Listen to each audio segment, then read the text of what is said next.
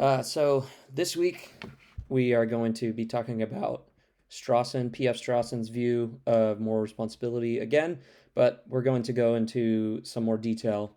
Last time we talked about the contemporary compatibilist positions last time, mesh theories and reasons responsiveness theories, and before that we did a little bit from the Kane introduction book on the relationship between these concepts: free will, moral responsibility, and determinism, and then in particular this idea of the relationship between those concepts and the ability to do otherwise on the one hand.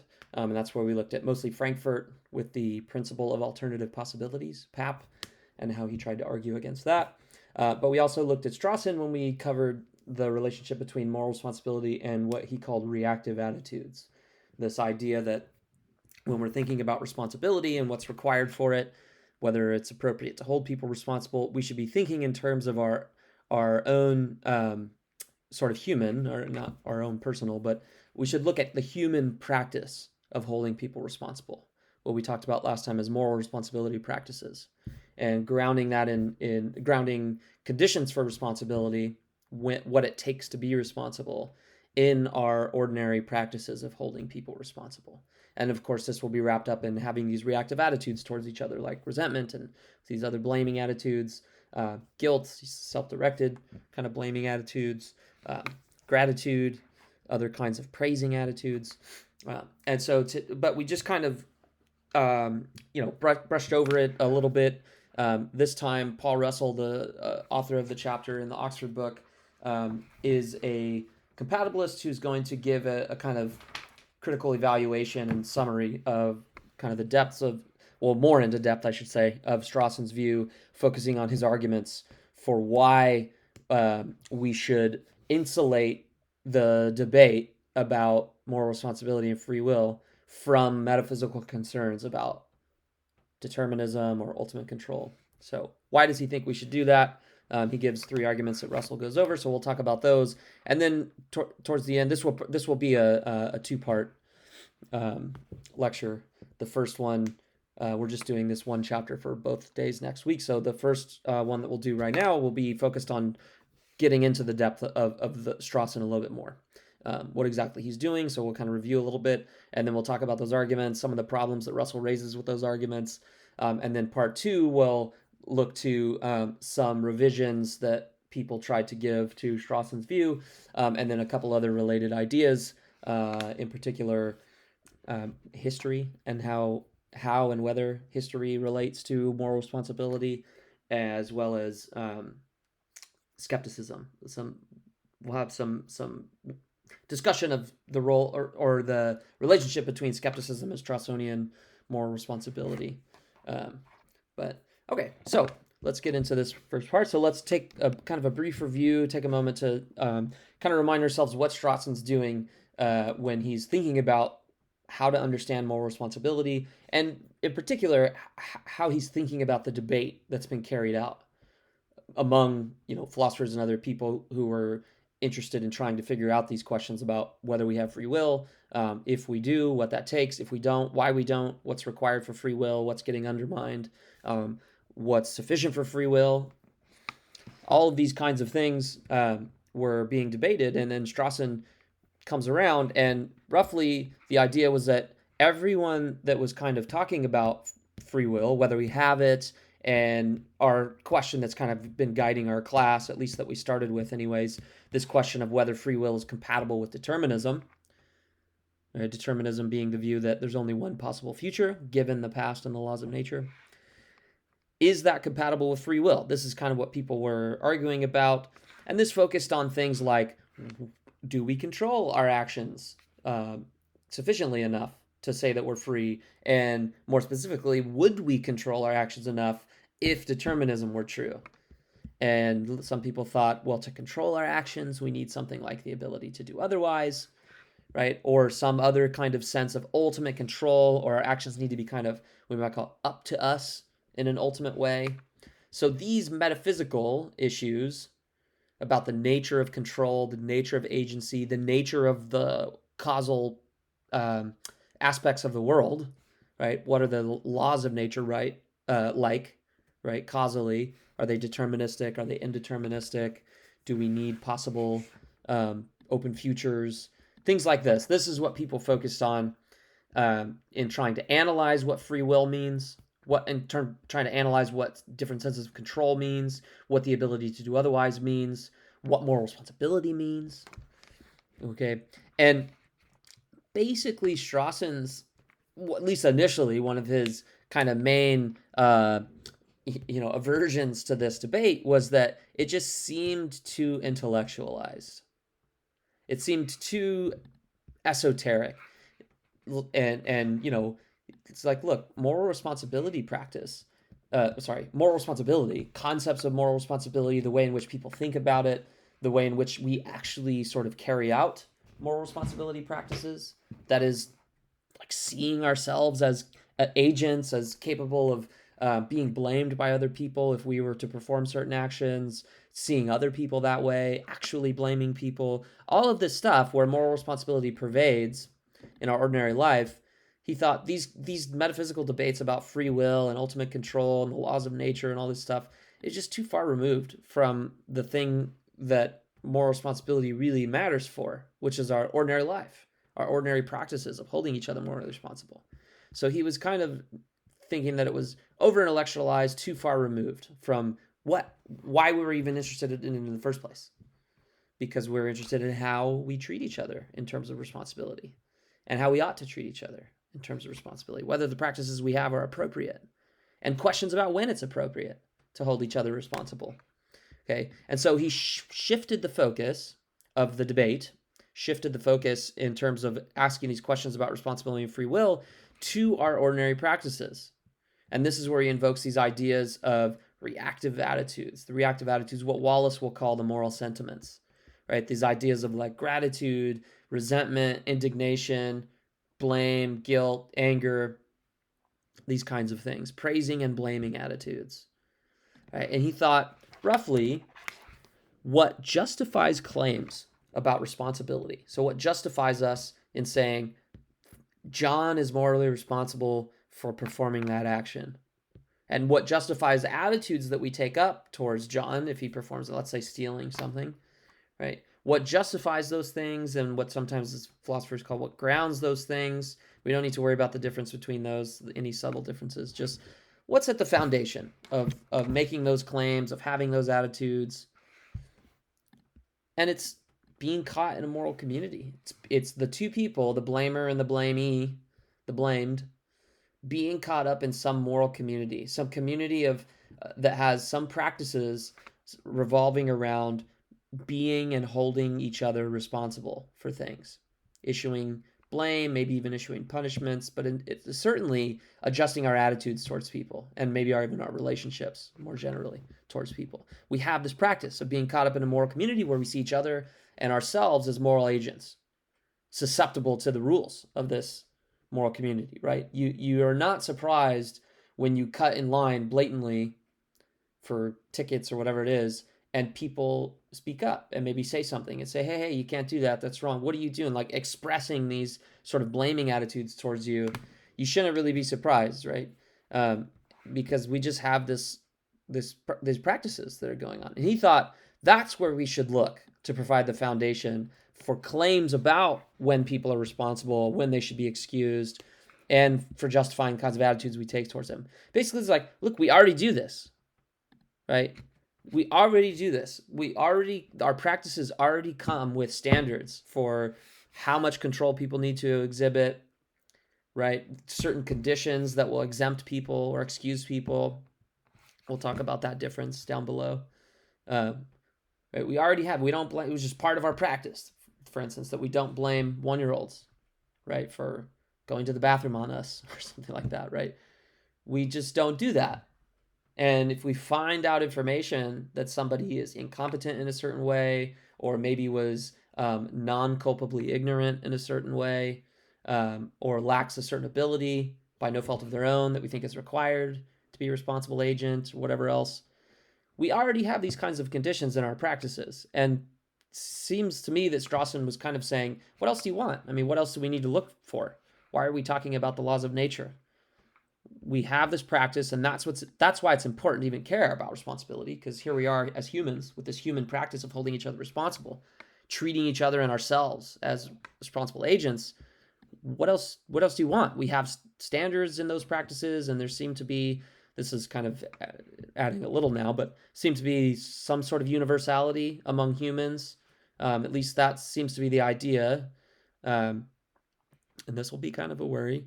But roughly the idea is, look, Strawson said responsibility, concerns about responsibility, questions about responsibility, the discussion, the debate about free will and moral responsibility. Remember, free will understood as the control required for moral responsibility. We shouldn't be focusing on these esoteric, over-intellectualized questions about determinism, the laws of nature, metaphysics, the nature of control. We should just be looking to more practical concerns, right? Get away from debates about what it is in, some abstract conception of what it is for an agent to be morally responsible, right? Trying to identify this individualized property of some agent that's thinking of the agents isolated from a community of relationships that they're in.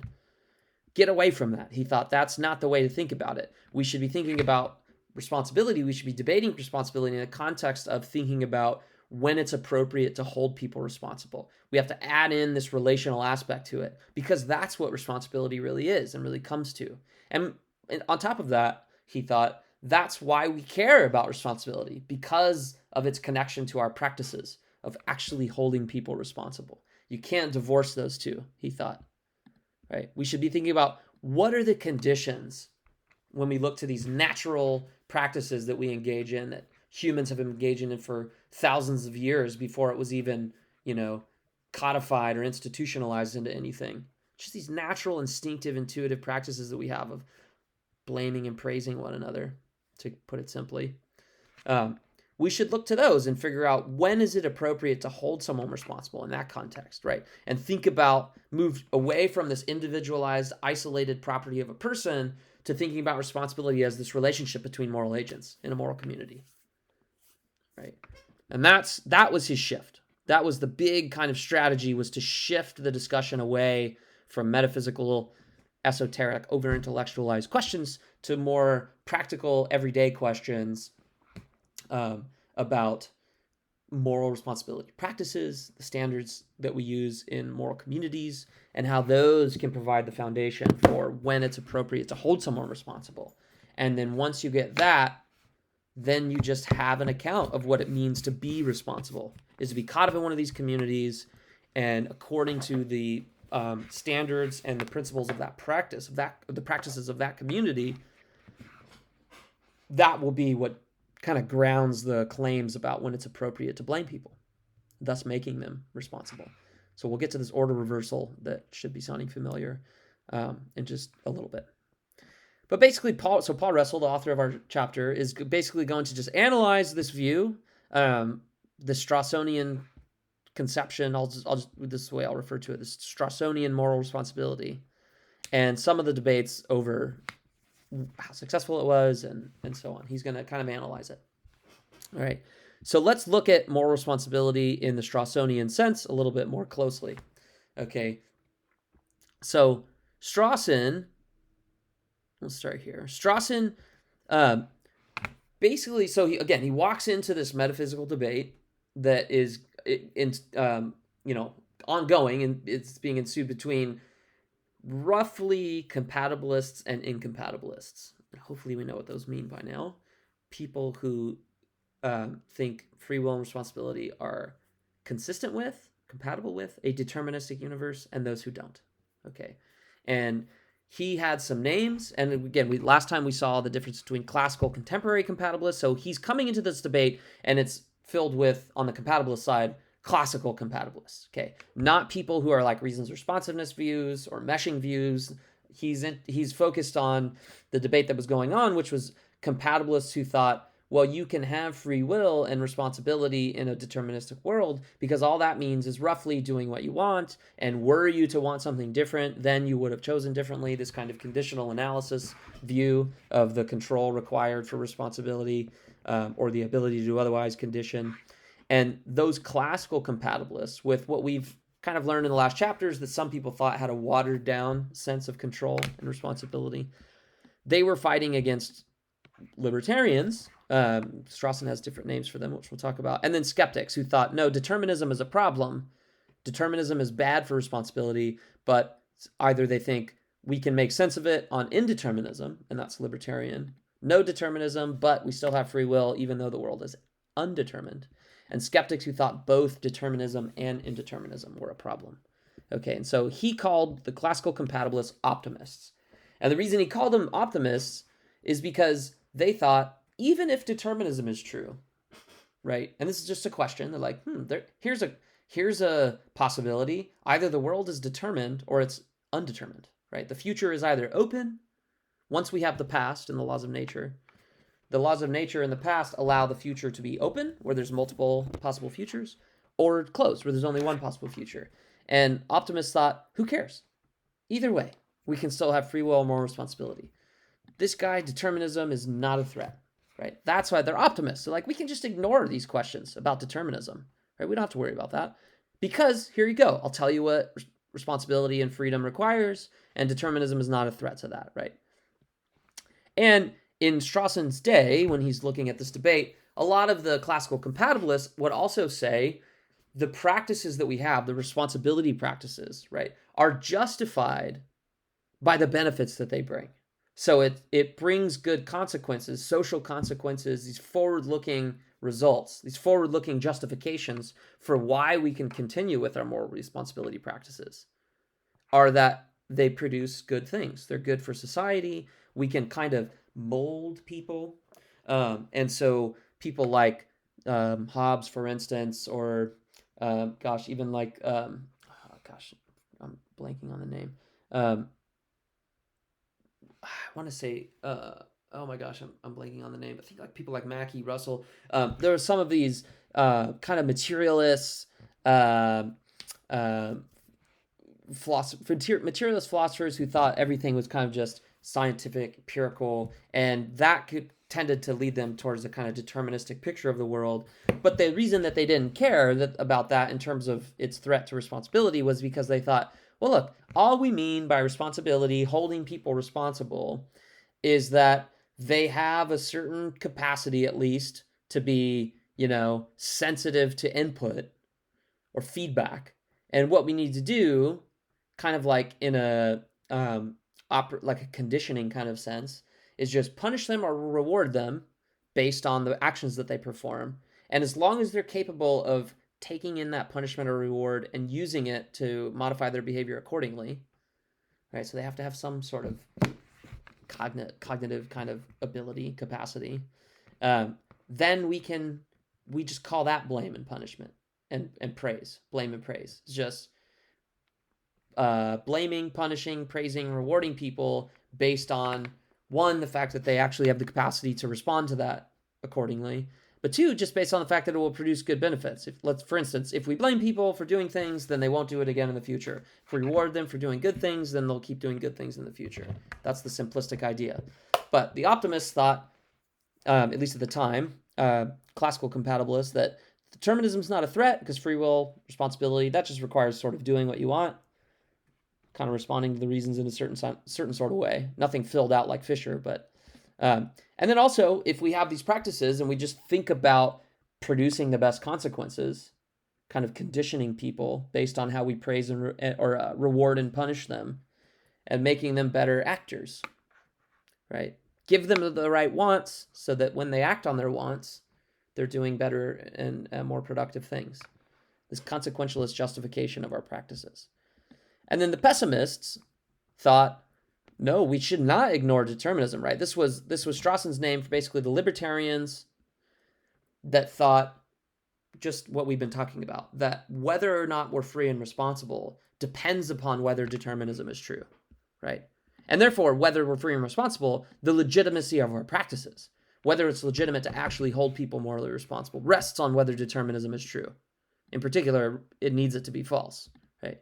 Or in some other sense of having like just ultimate control, being the ultimate source of our actions, right? And therefore, if determinism is true, they thought, well, we should suspend our responsibility practices because nobody's going to be responsible. So then we wouldn't be justified in holding them responsible, right? And most of these appeal to not forward-looking stuff. They're not like, oh, our responsibility practices can be justified by the fact that holding people responsible produces good consequences. No, they thought it's about whether people deserve to be held responsible. And they need some strong capacity for control over their actions if they're going to ultimately deserve blame or punishment. And a lot of this depended on fairness. It would come back to fairness. Is it fair? Do they deserve the blame that we're giving in the sense that, is it fair for us to punish them for what they did? And if they didn't have some strong sense of control over their action, libertarians, or the pessimists anyways, tended to think, well, then it wouldn't be fair to blame them, right? And determinism would take away that strong notion of control. And so they had this backwards-looking justification for practices. Did they have some sense of control when they perform their action? Not, is blaming them going to produce good results? It's like, we can only blame them if when they acted in the past, they had some capacity for control, some strong sense of control. That backwards fact is what justifies the present fact of blaming them. And if that backwards fact isn't there, then we are not justified in the present in blaming it. That's why it's kind of backwards looking. Desert, fairness, in the sense of whether they controlled themselves when they acted, is backward looking, not consequentialist. Okay, so they differed in that sense. It was kind of a little bit of an ethical debate. But the main point is that Strawson called these classical compatibilists optimists because they thought, nah, we don't need to worry about determinism. Who cares? We can still do all our moral responsibility practices anyways. And the pessimists, the libertarians, thought, look, it's not so happy if determinism is true. We need to really kind of worry about that and have some arguments either for thinking it's false, or if like empirical arguments, or have some sort of conceptual or theoretical arguments for arguing two things. One, free will requires this sort of sense of ultimate control, right? So determinism would be a threat. It requires a sense of control that determinism wouldn't allow. But two, that people actually have that sense of control. That's what libertarians needed to do. And that was hard to do. And so it was kind of a pessimistic look. If determinism is true, our responsibility practices have to go out the window, because then it wouldn't be fair. Nobody would really deserve any punishment. So that's kind of a bleak, pessimistic outlook. And then kind of in the same vein, he gave them a different name because they're a different view, but the moral skeptics also had a kind of pessimistic view on Strawson's view. This is the name for people who thought no one was responsible, right? They thought determinism is a problem, and also they're even more pessimistic than the libertarians because they thought trying to make sense of free will and responsibility in a world where determinism is false, so in a world where indeterminism, actions are undetermined, maybe have probabilities or something, moral skeptics thought we can't make sense of free will there either. And the world's got to be one of the two. It's either determined or undetermined. So if we can't make sense of free will on either, then we just don't have free will. And our moral responsibility practices and the conceptions of responsibility that ground those practices, or that underlie them anyways, we're just confused. They're incoherent. This sense of responsibility and control that we think people might have sometimes is just incoherent. We can't make sense of it. Nobody really has it. It's not a plausible thing to think people have. And that's not just because of determinism. That's just, for instance, because free will and responsibility requires something that we can't get, like that we could never get, right? Like making ourselves. To go back to the little Strawson, Galen Strawson, P.F. Strawson's son, to go back to his basic argument that we've seen a couple times. Okay, but the libertarians and the skeptics agreed that you're not going to be able to justify responsibility practices by the social benefits that it gives us. That's not going to be enough, because again, it's going to be unfair. Nobody's going to actually deserve anything. And so you can't just punish people because it'll make society better. That violates kind of a non-consequentialist principle, ethical principle, related to desert and fairness and rights and so on. So they agreed. That's kind of why having this kind of non-consequentialist, backward-looking sense of needing to really deserve blame, and that means you had to really have some strong sense of control over your action. That is kind of a libertarian, incompatibilist, skeptical notion that often gets invoked. Okay. So these are the views that he was addressing: the optimists and the pessimists and the skeptics. And these two mainly are arguing against each other about whether we should care about determinism. And so here's what Strawson wants to do. He wants to come into this debate, step in, and try to reconcile things that are the optimists got right and things that the pessimists got right, and get rid of the weird stuff that they each try to get rid of, or that they each think. Keep what they get right, get rid of what they got wrong. And remember Smolansky's view on illusionism, what he called the, I always forget the name of it, fundamental dualism. Which for him was the idea that you take the good parts of compatibilism, the parts that are right, and you drop the other weak, watered down parts, and then you keep the parts of incompatibilism, libertarianism in particular, that are right, like this sense of needing ultimate control to really, really deserve blame, but get rid of the stuff that's not right, like this kind of skeptical part of that, nobody's going to have that, so we should kind of move to skepticism and think about changing our practices drastically, maybe. Smolansky thought, no, let's try to combine these things, keep certain things in mind sometimes, but really don't tell anybody. He wants to reconcile the good parts. But Strawson kind of wanted to do the same thing. He thought optimists are right to ignore determinism. Strawson thinks that we should ignore determinism as well. Remember, he wants to insulate our practices from these metaphysical questions. But he thought that the way to justify our practices when we ignore determinism, right? Responsibility, other theorists thought we can justify them by metaphysical notions of control, the fact that determinism is false. And the optimists are like, we can totally ignore determinism, but we justify our practices by these forward-looking, consequentialist, social benefit things. And Strawson thought that's not the way to justify them. He doesn't like that stuff because consequentialism is problematic for various reasons. So he thought, let's get rid of this appeal, not justify them that way, but keep the idea that we don't have to care about determinism. And for the pessimists, he thought they were right to hold on to responsibility. Right? One of the things with libertarians is that they, sometimes anyways, they'll often, and I don't mean to say this in a negative way, but just sort of dialectically, and they take themselves to have good reasons for doing this. So there may be good arguments that they do this. But sometimes libertarians will take the position of just starting, at least kind of initially, intuitively starting from the point of having free will and responsibility.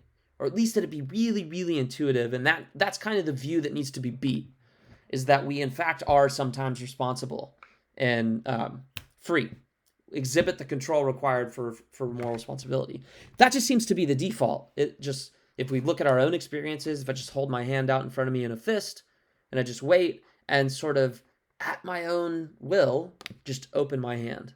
It just seems like a paradigmatically free action, right? And to think that nobody ever exhibits the control required to hold them accountable, to blame them or praise them, just seems really counterintuitive, and like we need to get to that view.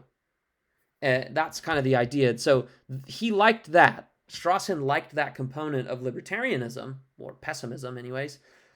This is the non-pessimistic portion of pessimism, which was that, look, it just seems like we're free. We have these responsibility practices because it's so obvious that we're free. We just need to figure out kind of when it's appropriate to blame people and what's the exact amount of control we need, or at least close to it.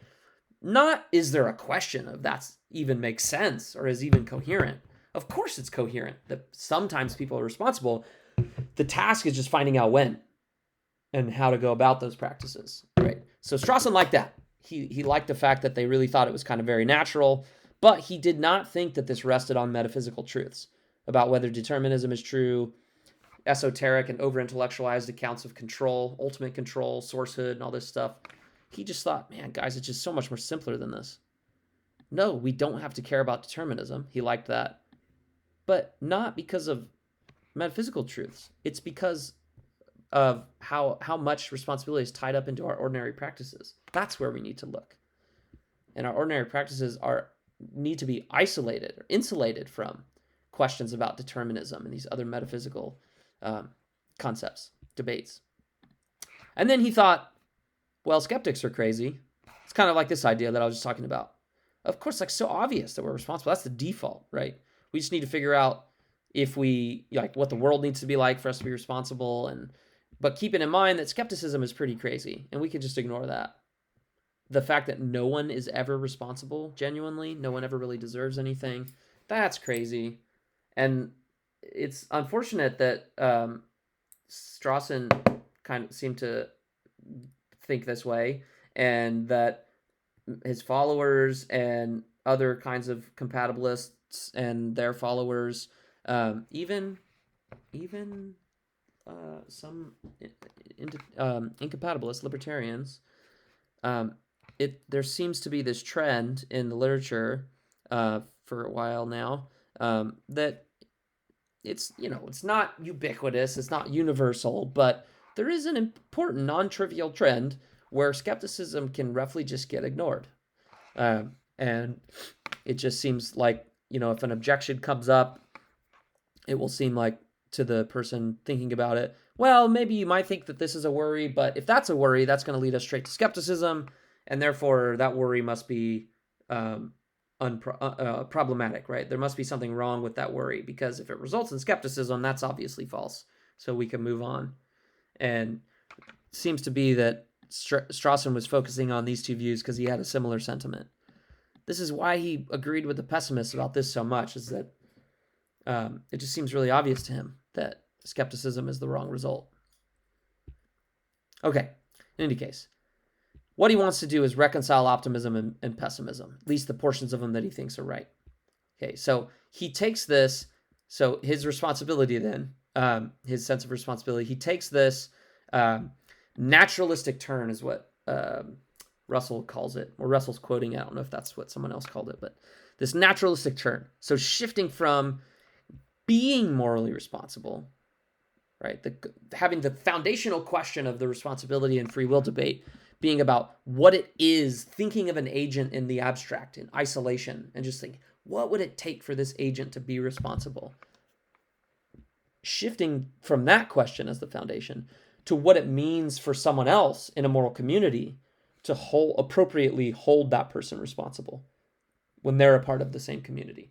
That's the question that should be at the foundation. And it's naturalistic because this the holding anyways, this holding responsible stuff is just a natural way of life that we do. And he goes so far as to say that it's impossible for us not to do it. It's like part of human nature, basically, if you want to think about it that way. And that's why it's this naturalistic turn. Focus on the ground, pragmatic, what do humans do naturally? And that will help provide us the answer to what he thinks should be the fundamental question. When is it appropriate to hold someone responsible? And that will tell us what it is like to be responsible. Okay, and he's just thought this was the intuitive sort of foundation. Right? What happens when we hold people responsible? We don't need this abstract analysis of free will and responsibility. Like I was just saying, you think of some isolated agent in the abstract just kind of floating in a vacuum. And what does that agent have to be like in order to exercise free will, in order to be responsible, right? He thought, get away from this abstract conceptualizing. It's over-intellectualizing something that is very, very natural, our practices. Go to like an empirical, social, psychological investigation of what is going on when we regard someone as legitimately responsible. What's happening there? That's the question. Okay, and so this naturalistic turn is about this shift, right, from being responsible to holding responsible. So what it means for someone to be responsible is just for that person to be appropriately held responsible. And of course, within some framework of some moral responsibility practices, right? So you have this person, right? The two people here, two agents, a blamer and the blamed person, this is a blaming attitude. They have some attitude that's directed at this person for doing some action, right? And this kind of relationship here, where we're actually holding someone responsible, the question is what makes this appropriate? Not like, let's take this person and isolate them out here and just ask what makes them responsible. No. look at what actually goes on. We have these attitudes that naturally come up instinctively. We don't even have to try. They just come up when someone does something that we take to be wrong. We have a blaming attitude. And then we ask, what makes this appropriate? Right? What makes this appropriate? And then we look to the practices of the community that grounds the appropriateness of holding people responsible within that community. Okay, that is this naturalistic turn. Grounding in it our practices. Okay, analyzing or understanding being responsible in terms of being appropriately held responsible. So we ask this question. What does it mean for someone to be responsible? Well, it means that they're appropriately held responsible within some relevant moral community, according to their relevant moral practices, moral responsibility practices, right? Instead of saying, hey, when can we hold someone morally responsible appropriately? Say, oh, well, that's whenever they're responsible. And then we say what this means. So we kind of flip the order there. Well, again, we'll come back to that.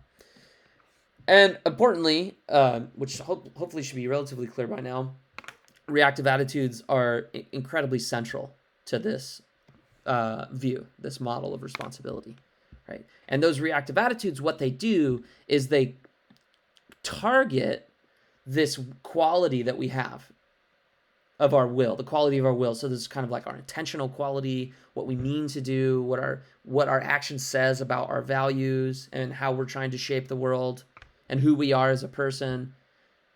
When our actions express those things, this is why last time when we looked at like mesh theories and even reasons responsiveness can be thought of in this way a little bit, but this is getting at what Susan Wolf's called the real self views, where the question is about the action expressing kind of who you are, your true self, and you're not like acting out of character, or brainwashed or hypnotized or doing something on accident or that you don't really mean because you're maybe ignorant of certain facts or whatever it is.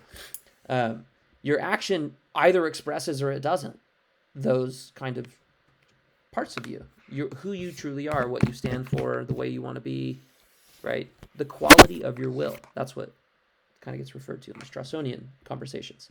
Your actions express that or not. Sometimes they don't, right? Someone pushes you and then you hit someone. Your knocking into them does not express anything about the quality of your will. It doesn't express the fact that you have any malice or anything like that, right? So the point of that is to say our blaming attitudes are supposed to, I put it red for blaming, are supposed to be lining up with the quality of someone's will. They're kind of naturally disposed to respond to that. So when someone does something and we take them to be wronging us or performing an action for which they deserve blame or something like that, we just naturally, and by take them to be doing that, I don't even mean that you need to be consciously thinking about this stuff. This is how deeply it's ingrained in us that you just instinctively, by looking at someone and picking up on certain core features, just really, really quickly, your brain or your mind, right, is just being like, okay, this is true in like milliseconds, right, about what you see. And that will feed into your system of, just call it the blaming system or the moral responsibility system that just says, when you see an agent and all these features are true, blame, they're doing something wrong, right, whatever. And of course, that's just going to be a kind of a snap judgment, and you might be wrong. And as you learn more information about that person and what they knew and so on, maybe those things will change. But the point is just, we just naturally have these reactive attitudes. That's why they're called reactive, right? And the idea would be that they do pretty well at getting the quality of will right, at least most of the time. But of course, they're going to make mistakes, kind of like cognitive biases. Those are based on heuristics that we use to make inferences about the world that are generally pretty good. But sometimes they just go awry, right? They're just shortcuts, and shortcuts sometimes go awry. Same kind of thing here. So when it does not match the quality of will, then you would say, well, this blaming attitude is not appropriate. We can understand why the person would have it, maybe, because they had limited information or whatever. But our thought is, once they learn more information, like the fact that this person took the other person's property on accident. They didn't know it was theirs. They didn't know it was the other person's. They thought it was theirs. This person should get rid of this attitude, right? So there's a sense in which it's appropriate when it matches the quality of will. If this person does something wrong maliciously with ill will, knowing it's wrong, all these kinds of things, in order to hurt the other person, whatever it might be, then the blaming attitude seems to be matching the quality of will. They have a bad quality of will, they have ill will, and so a blaming attitude is appropriate because it matches. So that's the kind of the idea. And then what attitudes are supposed to match which qualities of will and so on, well, that's going to be according to the practices, right? So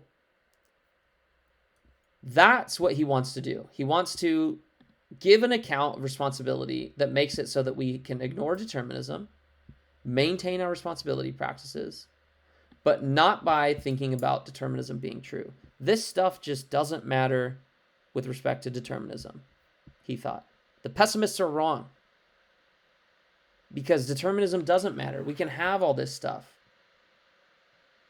Understanding when it's appropriate to hold someone responsible in terms of a moral community, we can have all that and say what it is for someone to be responsible in those terms, whether or not determinism is true. Determinism is just irrelevant to this. And we'll see his 3 arguments for thinking that. But the optimists are wrong too.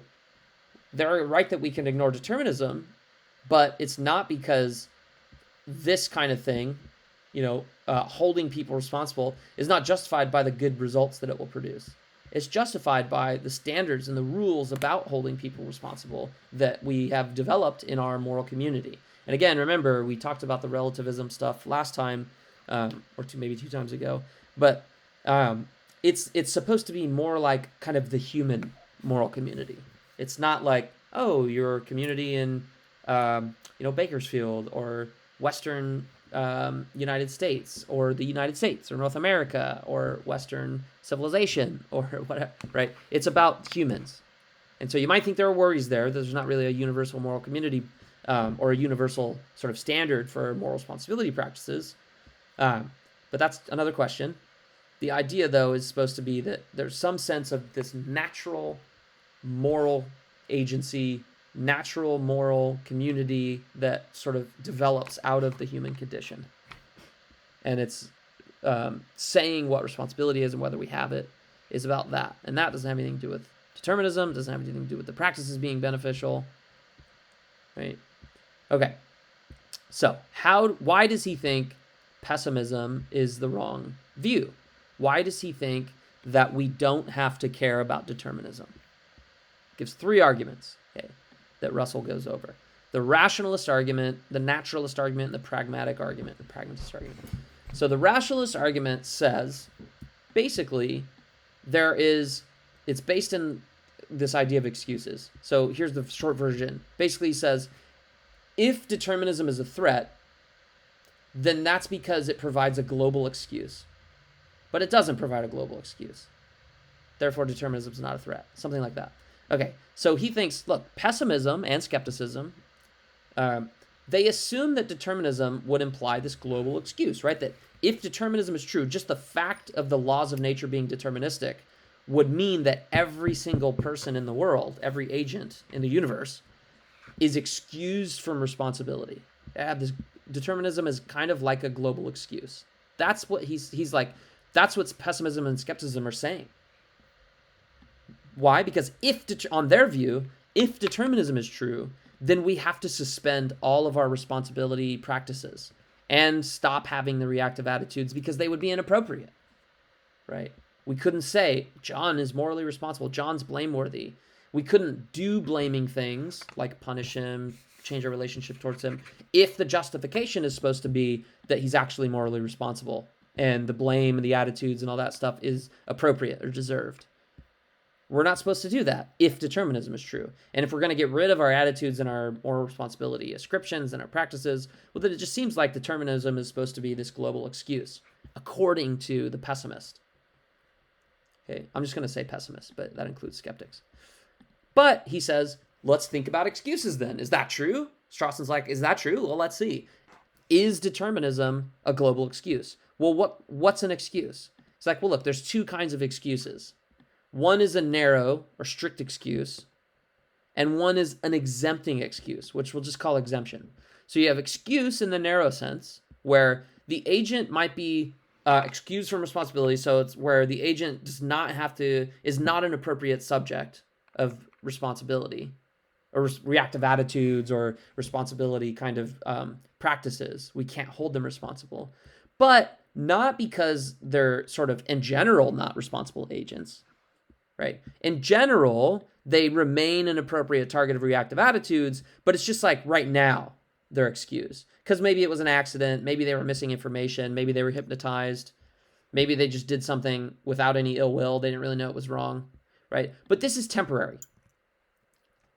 Right? This is temporary. It might focus on the quality of their will. Like, okay, their action right now, taking that property or doing something that looks like it might be wrong, maybe injuring someone or whatever, that, or doing something that's unfair, that's not deserved, that doesn't express bad will because it was just an accident maybe. Or maybe they just really didn't know. They were ignorant or something temporarily disrupted their sense of right and wrong or whatever. Maybe they're hypnotized or brainwashed or super, super tired or whatever it might be, right?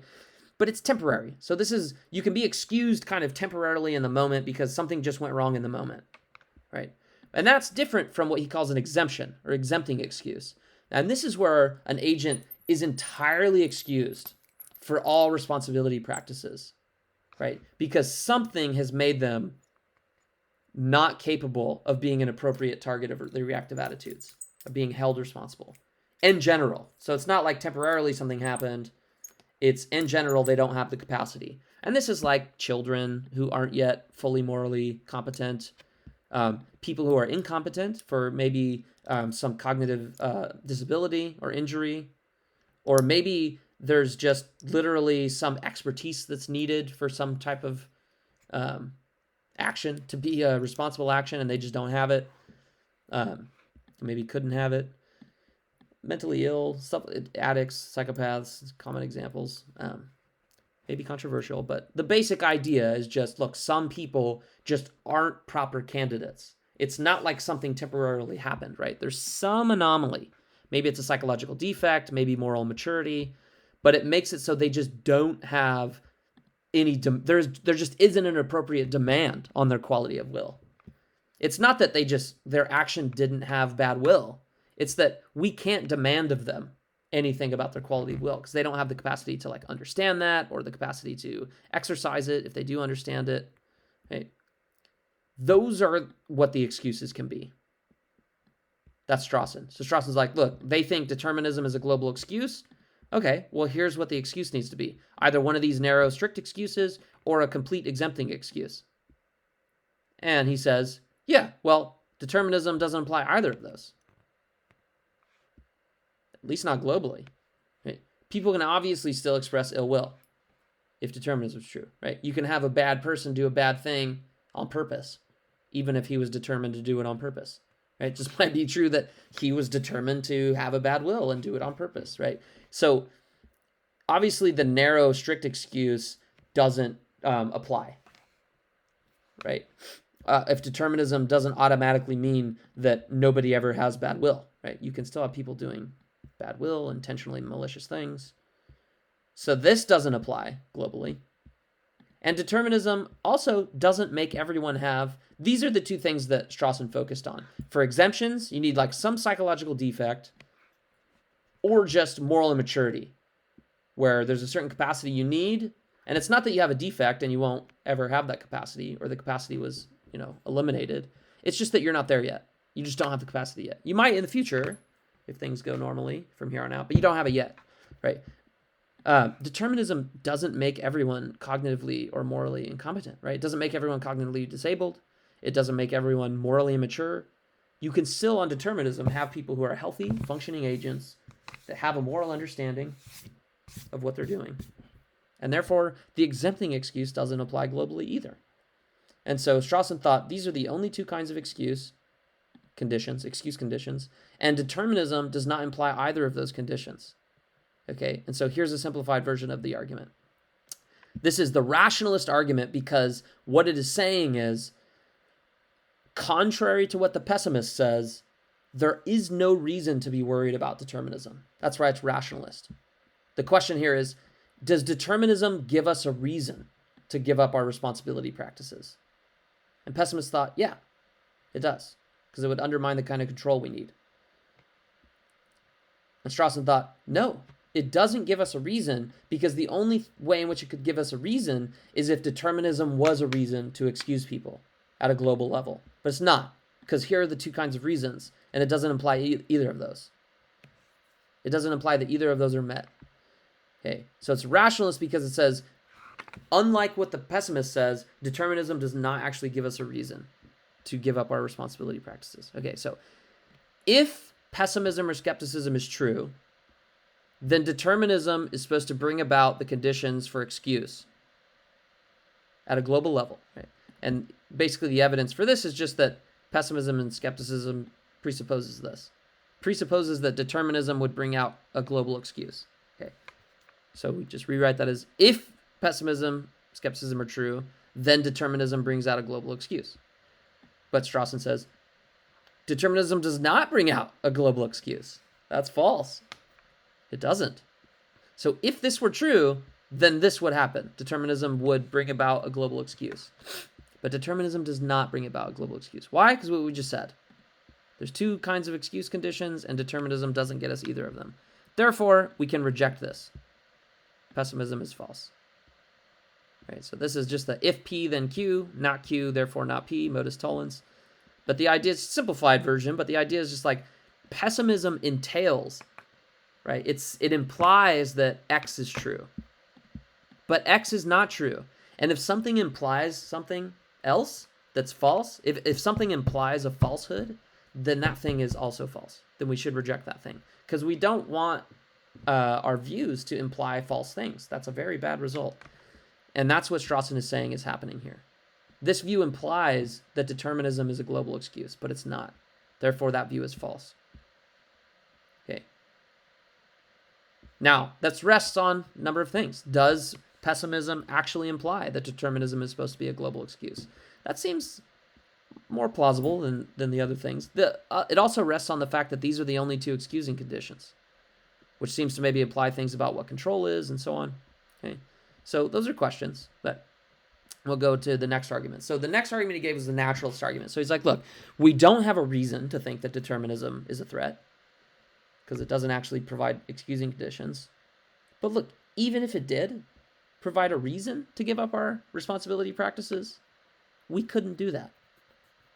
We couldn't do that. And pessimism seems to assume that we can.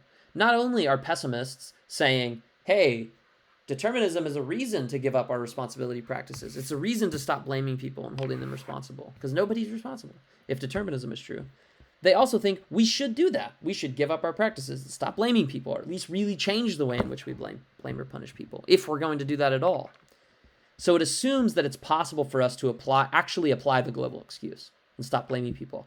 And so Strawson goes to human psychology, and he bases this argument in the fact that he thinks it's impossible for us to do that.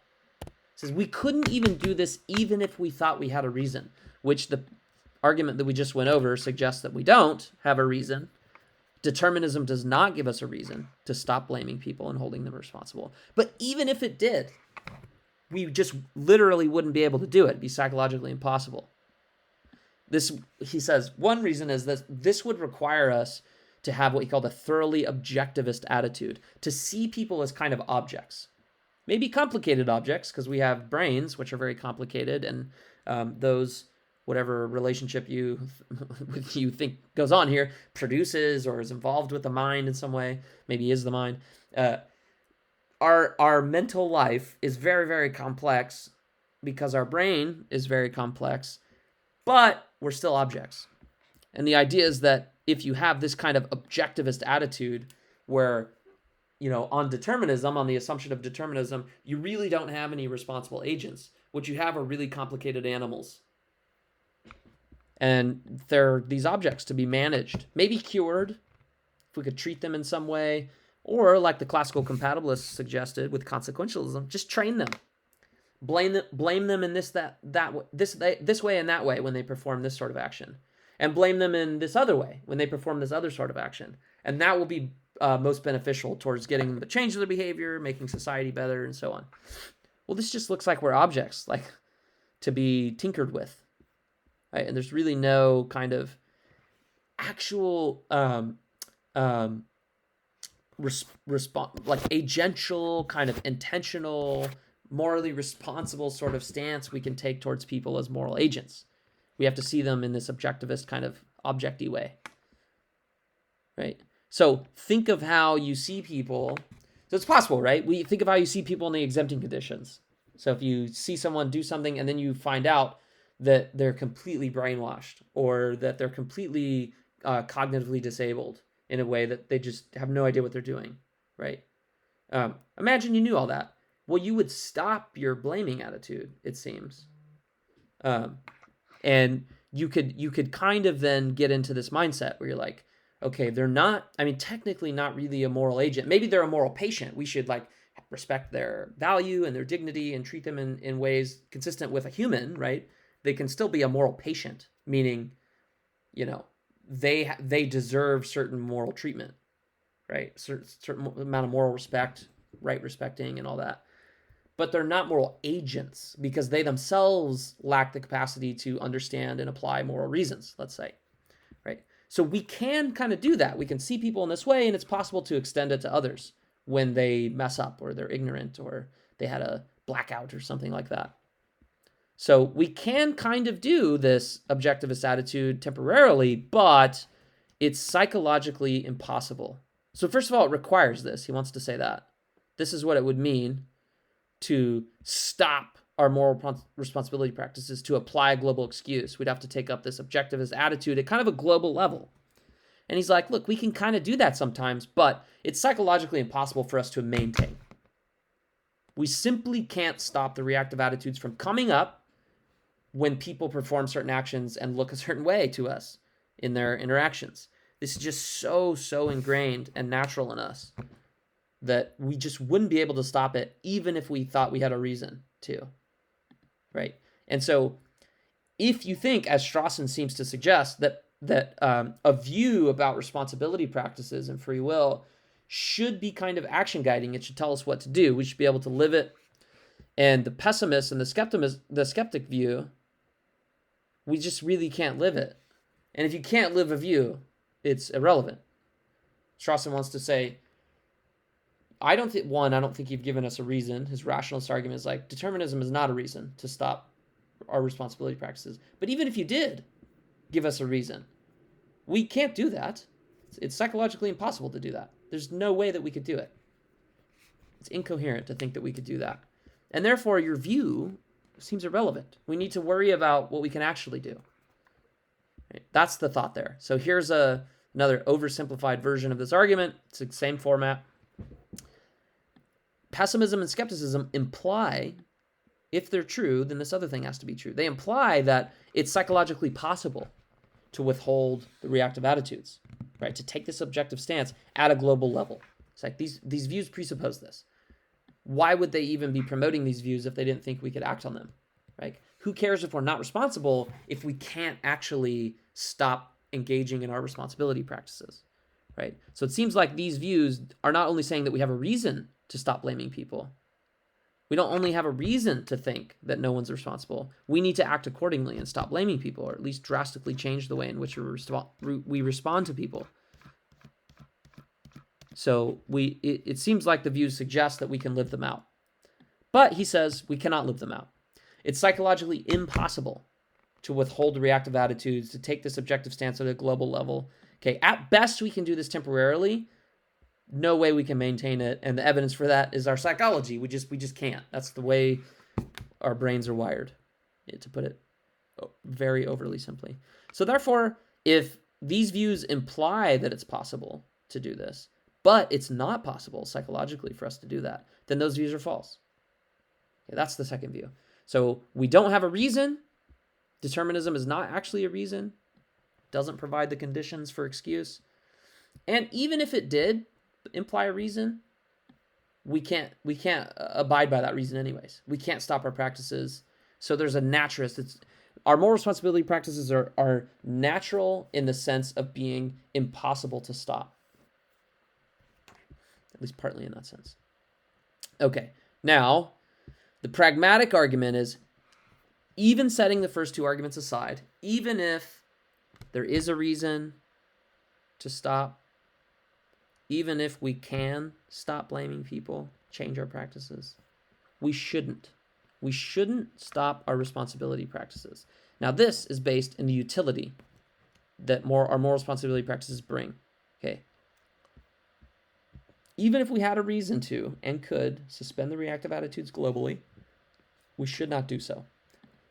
What we should consider are the gains, well, he said, as the gains and losses of human life, its enrichment or its impoverishment. That's what should matter, right? But a global objective stance where we treat each other as objects to be cured, treated, managed, and not in this sense of seeing each other and ourselves as moral agents in a community subject to reactive attitudes. If we stop doing that and we take this global objective stance, this is going to imply a dehumanized sense of responsibility. Our practices are going to be dehumanized. They're going to isolate people. They're going to be bleak. They're not going to be our natural, human, beneficial social practices of holding each other accountable for what we do. It's going to dehumanize us, make us objectify us, think that technology, medicine, these kinds of things that just solve all our moral problems. That's the kind of view he thinks that it will lead to. But our moral responsibility practices are essential to our humanity. We can't get rid of them and still see each other as, respectable, dignified, valuable human agents. It's just about how we can modify our behaviors on the global objective view and produce good results. It gets away from the person and their humanity and their dignity.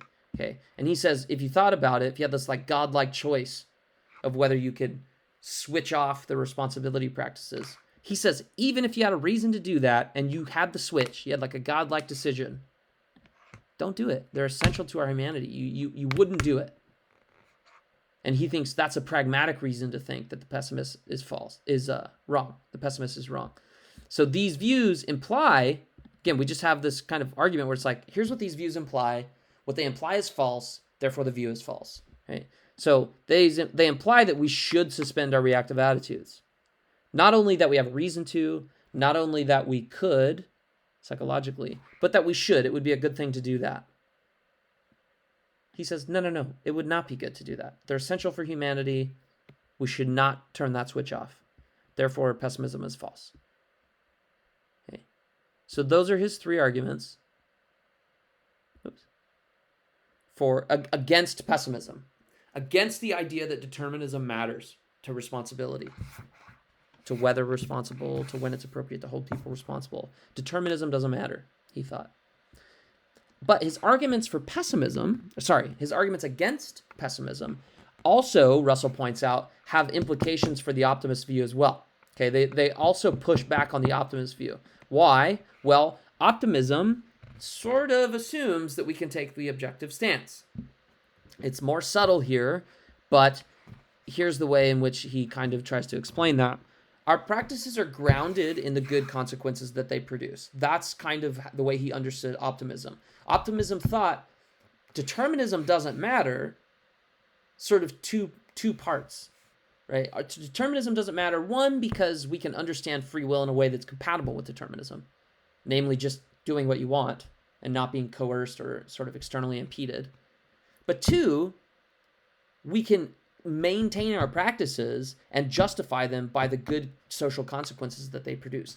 We manage people, right? We manage and modify their behavior according to their capacities for responding to reasons and feedback. And we do that in a way that produces good consequences. And those policies that we come up with, those practices that we adopt, those will make society better. So we can keep our responsibility practices even if determinism is true, right? But mostly we're going to ground it in the good consequences that they have. So how we should hold people responsible is going to be determined by the effects, right? But that means, it seems, that we don't need to worry about these more natural kind of blaming and praising attitudes, right? We don't have to worry about the way in which they naturally come up. Somebody steals from us, right? These natural anger, resentment, indignation, right? We don't have to worry about that. Blame, punishment, praise, reward, that is all based on effects. So we don't even really need the reactive attitudes, to be honest. We can just look at the facts, what someone did, what their history is like, what their capacities are like. That's very important, right? And then blame or punish them, or just really kind of engage with them and modify their behavior, we can call it, accordingly for whatever goals we want. And the general goal just be having a better society, right? But we don't have to have these reactive attitudes and see people as genuine, sort of deep moral agents. We don't have to on the optimist view. And Strawson is basically like, well, look, as I just said, we certainly should not take this objectivist stance. We can't. It's pretty impossible, it seems. But even if it were impossible, it's also impractical, right? It seems to exploit our natures, right? It turns our natures into human nature into something to be exploited by the people who are trying to make society better by the forming policies and practices for holding people accountable, punishing them, blaming them, putting them on trial, all these things. It's like what we're doing on the optimist view, if our practices are going to be grounded in the good consequences of those practices, then this turns our human nature not into something to be respected for itself, to be given dignity and value, or treated with dignity and value for itself, just because we are valuable moral agents. No, it turns it into a kind of mechanistic nature that can be exploited for good benefits. Right? We just tinker with our nature, with our brain, our mind, our capacities. And he thought that's very bad. And these arguments can also give us reason to reject that portion of optimism. Okay, so here's a simplified version of that. If optimism is true, now optimism implies that we can and should suspend the reactive attitudes so that we can adopt the objective stance. Why? Because that's what's going to allow us to adopt practices and policies for holding responsible that are geared towards good consequences, right? As opposed to be gearing towards what the person deserves, what's fair treatment. It's going to be about producing good results. But using those arguments from above, we can't suspend the reactive attitudes and adopt such an objective stance. Nor should we, right? Psychologically impossible, and the reactive attitudes as we know them are essential for humanity. So if optimism says that we should do this too, but for different reasons, the same arguments can apply. We can't do it and we shouldn't do it. So optimism is false as well. At least that portion of optimism, right? Okay, so what Strawson is doing here, this will kind of be the end of part one. What Strawson is doing here is saying everyone's making this kind of certain mistake, right? They're grounding moral responsibility from outside or external to our actual practices. They're trying to say moral responsibility practices, what should we think about those? When is it appropriate to hold people responsible? Are people even responsible? Should we continue these practices? They're looking outside of those practices to things like determinism, the nature of the laws and the universe, causation. That's kind of the libertarian and pessimist, skeptic approach. The optimist, compatibilists, are looking outside the practice, at least the classical compatibilists, to the good consequences of those practices. What can we produce as a society with the practices that we have? How can we justify our practices in that sense? And he thought, look, moral responsibility is so natural to us. It's just ingrained in the way we are as humans. Okay? Our social and moral practices just come with being human, right? And therefore, our justification of moral responsibility should also be found in our natural practices that we've developed just as humans, right? These social and moral practices are part of our nature. And so conditions within that, the legitimacy conditions of those practices shouldn't be found outside of our human nature. So being morally responsible comes down to being appropriately held morally responsible. And where do we figure that out? By looking internally to those moral responsibility practices and the norms and the standards that they invoke. Because they're so natural and ingrained that you kind of just get the standards with them. Of course, we can modify them and think about them sort of more abstractly and reflectively, but there are instinctive, kind of intuitive standards that we apply as well. And so it's our framework for moral responsibility. It's our practices that are given to us by nature that should be the foundation for thinking about when it's appropriate to hold someone responsible, and therefore when people are in fact responsible. And determinism and metaphysical concerns he thought, look, these are just esoteric, over-intellectualized, and they're irrelevant. They're external to these practices. And so they're irrelevant. We don't need to think about that. Okay. What he's not saying is that reactive attitudes and calling people responsible, saying someone is morally responsible, he's not saying there can't be reasons for doing that. He's not saying we can't justify it. It's just that the justification, the foundation, the ground for those practices, for having those attitudes, for conditions for saying when they're appropriate, and for making true claims about people being responsible, that is grounded in the framework of our responsibility practices themselves. And that was Strawson's naturalistic turn, and that was the huge contribution he made to changing the way in which the responsibility debate was carried out. All right, that's the end of part 1. We'll come back with part 2 and talk about some modifications to Strawson's view and some of the worries with those. Thanks.